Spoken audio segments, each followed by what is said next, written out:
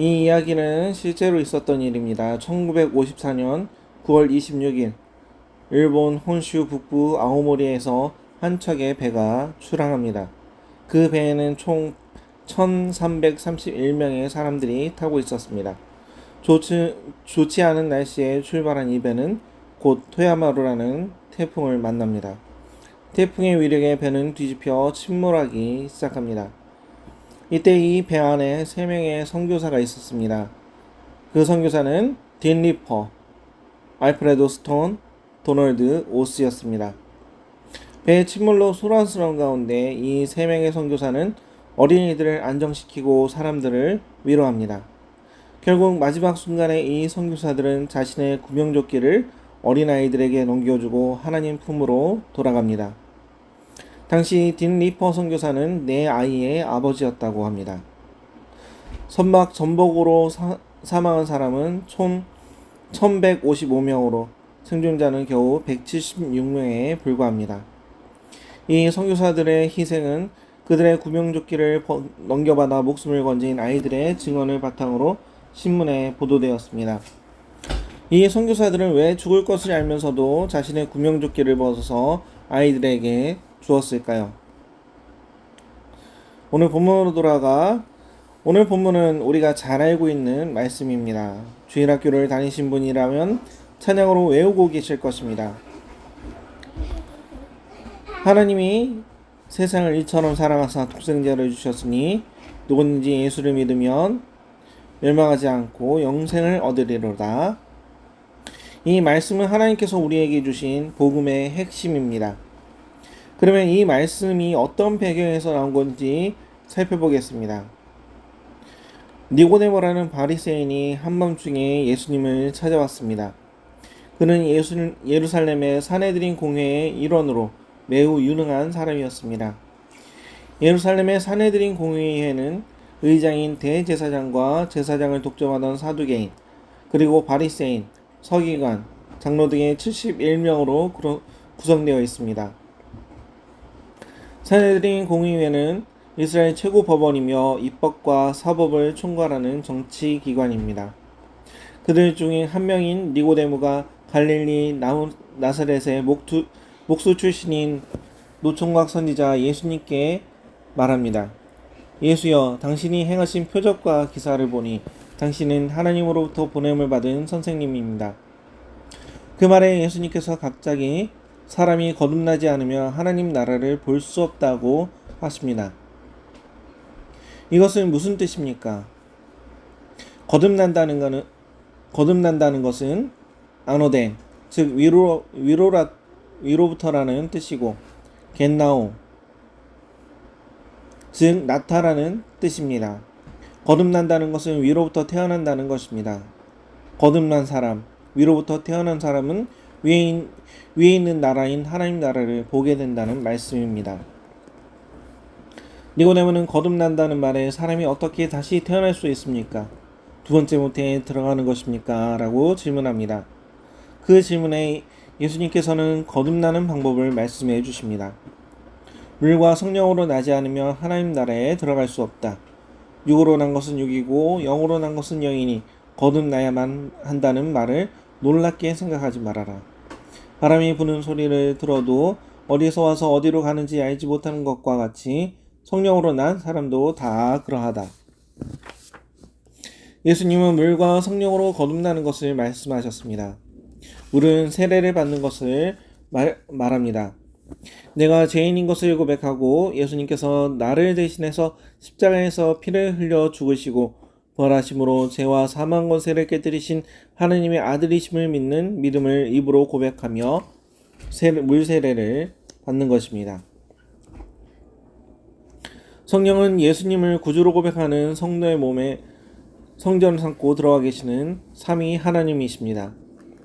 성령은 방언이나 신유와 같은 은사와 구분됩니다. 성령은 엄연히 삼위 하나님이시며 은사나 능력이 아닙니다. 8, 90년대에 한국에서는 방언 열풍이 불었습니다. 수련회의 성공 여부는 몇 명이나 방언을 받았는가였습니다. 많은 목사님과 전도사님들이 방언을 성령 임재의 증거로 말씀하셨으며 심지어 구원의 보증으로 말씀하시곤 했습니다. 그때 가장 많이 인용하던 구절이 바로 오늘의 본문 요한복음 3장 5절입니다. 사람이 물과 성령으로 나지 않으면 하나님 나라에 들어갈 수 없다. 그 당시 미혹된 성도들은 성령 세례가 방언이라는 말에 속아서 방언을 받기 위해 랄랄랄라 샬랄랄라 혀가 꼬일 때까지 외치기도 했으며 방언을 전수해 준다는 기도원에 가서 안수 기도를 받기도 했습니다. 다시 한 번 더 강조하지만 성령은 성도의 몸을 성전 삼고 들어와 계신 하나님이십니다. 성령은 모든 구원의 서정 가운데 함께 하시는 하나님의 영이시며 삼위 하나님이십니다. 성령은 은사나 능력같이 나타나는 현상이 아니라 인격적 존재이며 실제이신 하나님이십니다. 오늘날 오순절 은사중심 계열이 얼마나 타락했는지 그들의 삶을 보면 그 추악한 실체가 드러나는 것입니다.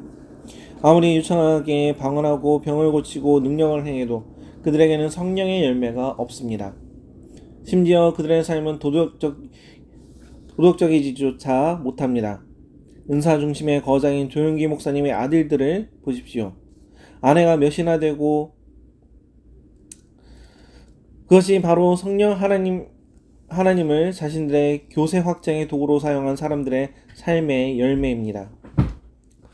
그들이 사용한 능력은 비록 하나님의 이름으로 행해졌어도 하나님의 능력이 아닙니다. 물과 성령으로 난다는 것을 칼빈 목사님은 물은 옛사람을 부인하는 것을 뜻하고 성령은 새 생명을 뜻한다고 말씀합니다. 물은 옛사람을 부인하는 회개의 세례이며 성령은 새 생명을 받는 자의 성화를 말하는 것입니다. 칼빈은 승의와 성화는 구별되지만 분리되지 않는다고 말합니다. 예수를 믿음으로 의롭다 하심을 받는 사람이 성령의 내주하심으로 거룩의 길, 하나님의 형상을 회복해가는 천국의 길 가는 것이 바로 성화이며 새 생명을 얻은 사람의 삶의 모습입니다.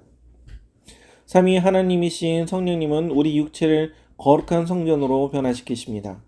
이것이 바로 성화이며 성화는 칭의의 시작점부터 우리의 몸이 죽어 영화에 이르는 순간까지 지속되는 과정이며 구원의 완성이 되는 것입니다.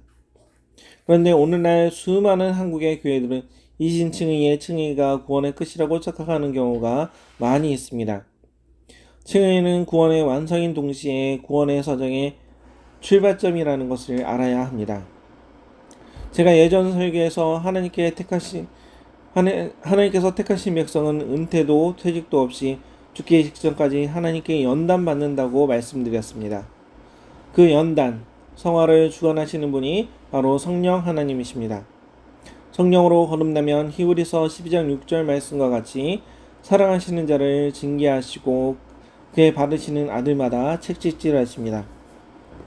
아브라함은 100세가 되기까지 난임으로 고생했으며 130여 세의 노홍이 되어서는 다 자란 아들을 죽여 번제로 바치라는 가혹하고 끔찍한 시험을 통과해야 했습니다. 성도의 삶, 구원의 서정을 이끄시는 분이 성령 하나님이라는 것을 마음에 담으시길 축원합니다. 그 하나님께서 말할 수 없는 탄식으로 우리를 위하여 친히 간구하신다는 것을 기억하시고 여러분의 몸을 사랑받는 자녀답게 거룩한 산 제사로 드리시길 축원합니다. 본문 7절 이하에 예수님께서는 니고데모에게 거듭나야 한다는 말을 놀랍게 여기지 말라고 말씀하시면서 성령으로 난 사람은 다 바람과 같다고 말씀합니다. 바람이 보이지는 않지만 실제하는 것과 같이 성령으로 난 사람은 위로부터 난 사람, 거듭난 영의 사람은 육신이 아니기 때문에 볼 수는 없지만 실제한다는 것입니다. 그래서 예수님께서는 자신이 하늘에서 내려온 자, 곧 인자라고 말씀하십니다. 인자는 메시아라는 말입니다. 요한복음 3장 14절 15절입니다. 모세가 광야에서 뱀을 든 것 같이 인자도 들려야 하리니 이는 그를 믿는 자마다 영생을 얻게 하려 하심이니라. 모세가 광야에서 눕뱀을 만들어 들었던 사건은 예수님 자신에 대한 예표임을 말씀하십니다. 모세가 광야에서 눕뱀을 만들어 들어올린 것처럼 인자도 들려야 한다고 말씀하십니다. 이스라엘 백성이 하나님과 모세에게 불평을 하자 심판자 하나님께서 이스라엘에게 불뱀을 보내 물게 하십니다. 뱀에 물린 자들은 하나님께서 명하여 만드신 놋뱀을 바라보아야 살 수 있었습니다. 불뱀에 물려 죽어가는 이스라엘 백성이 모세의 놋뱀을 사라는 것처럼 십자가에 달려 올려진 예수님을 믿는 자마다 영원한 생명을 얻습니다. 예수님은 니고데모와의 첫 만남에서 이미 자신의 죽음을 말씀하셨습니다. 훗날 예수님께서 십자가에 달려 죽으셨을 때 니고데모는 이 첫 만남에서 들었던 수수께끼 같은 말, 모세의 놋뱀처럼 인자, 메시아가 들린다는 말씀을 떠올렸을 것입니다. 그는 몰약과 치명 섞은 것을 100리트라즘 가지고 와서 예수님의 장례를 치릅니다. 예수님께서는 불뱀에 물려 곧 죽을 처지에 이스라엘 백성과 같은 모든 인류를 구원하시는 하나님의 구원 역사를 한 문장으로 요약해서 말씀해 주십니다. 요한복음 3장 16절입니다. 하나님이 세상을 이처럼 사랑하사 독생자를 주셨으니 이는 그를 믿는 자마다 멸망하지 않고 영생을 얻게 하려 하심이라. 하나님께서는 이 세상을 사랑하셔서 하나뿐인 품속의 외아들, 그 외아들을 인류의 죄악을 속죄할 대속 제물로 내주셨습니다. 예수님은 자신이 하나님의 아들이라는 것과 자신이 모대가 장대에 매달아 들어올린 뱀처럼 십자가에 달려 죽어야 한다는 것을 잘 아셨습니다. 예수님의 대속의 은혜와 죄사함의 권능을 믿고 물과 성령으로 거듭나면 영원한 천국의 삶을 주십니다. 17절에서 예수님께서는 심판이 아닌 구원을 위해 이 땅에 오셨다고 말씀합니다. 하나님이 그 아들을 세상에 보내신 것은 세상을 심판하려 하심이 아니요 그로 말미암아 세상이 구원을 받게 하려 하심이니라. 그런데 예수님께서는 다시 심판에 대해 말씀하십니다. 18절입니다. 그를 믿는 자는 심판을 받지 아니하는 것이요 믿지 아니하는 자는 하나님의 독생자의 이름을 믿지 아니하므로 벌써 심판을 받은 것이니라. 그 정죄는 이것이니 곧 빛이 세상에 왔을 때 사람들이 자기 행위가 악함으로 빛보다 어둠을 더 사랑한 것이니라. 17절에서 예수님께서 심판이 아닌 구원을 위해 이 땅에 오셨다면서 또 18절에서 또다시 심판을 말씀하시는 걸 보면 앞뒤가 맞지 않는 것처럼 보입니다. 그러나 예수님께서 구원을 위해 이 세상에 오셨다는 것을 논리적 선후관계로 보면 하나님의 심판을 받아 인간이 정죄되고 죽는다는 것을 전제합니다. 요한복음은 다른 복음서와 다르게 시작합니다. 로고스송으로 알려진 요한복음 1장은 말씀이신 예수 그리스도에 대해 기록하고 있습니다. 원래 로고스란 헬라 철학의 이원론에서 물질과 대척점에 있는 정신이며 본질인 로고스를 말하는 것입니다. 헬라의 이원론은 철저하게 성과 속, 정신과 물질을 분리하였습니다. 물질은 악하고 정신은 선한 것으로 진정한 자유는 이 물질, 육신을 버릴 때 얻어진다는 것이 이원론입니다. 이원론에 빠진 소크라테스는 육신으로부터 자유를 얻게 됐다면서 웃으며 독배를 마셨습니다. 그러나 요한은 로고스 말씀이 바로 육체 가운데 거하시는 하나님이시라는 것을 강조함으로써 헬라의 정신분열증적인 이원론을 깨뜨리고 성령으로 우리의 육체 가운데 거하시는 하나님에 대한 일관된 태도로 성경을 기록합니다. 요한복음 1장 14절 말씀이 육신이 되어 우리 가운데 거하심에 우리가 그의 영광을 보니 아버지의 독생자의 영광이요 은혜와 진리가 충만하더라. 우리는 요한복음 3장 16절을 보기에 앞서 다시 한번 예수님께서 니고데모에게 하신 말씀을 기억해야 합니다. 성도는 예수 그리스도를 따라 물과 성령으로 거듭나고 하늘의 자녀로 태어나야 합니다. 그래야 우리는 하나님 나라에 들어갈 수 있습니다. 주를 입으로 시인하여 받는 세례와 성령의 전으로서 거룩한 삶의 열매를 맺는 성화의 삶을 살아가는 것이 거듭남의 방법인 것입니다. 물뿐만 아니라 성령으로 거듭나야 합니다. 하나님의 깊은 것까지도 통달하시는 성령 하나님이 내 몸뚱아리를 성전으로 삼고 함께 거하셔야 합니다. 하나님의 성령을 금신하게 하지 말아야 합니다. 누구든지 예수 믿음에 멸망하지 않고 영생을 얻게 됩니다. 예수를 믿는 것은 물과 성령으로 거듭나는 것입니다.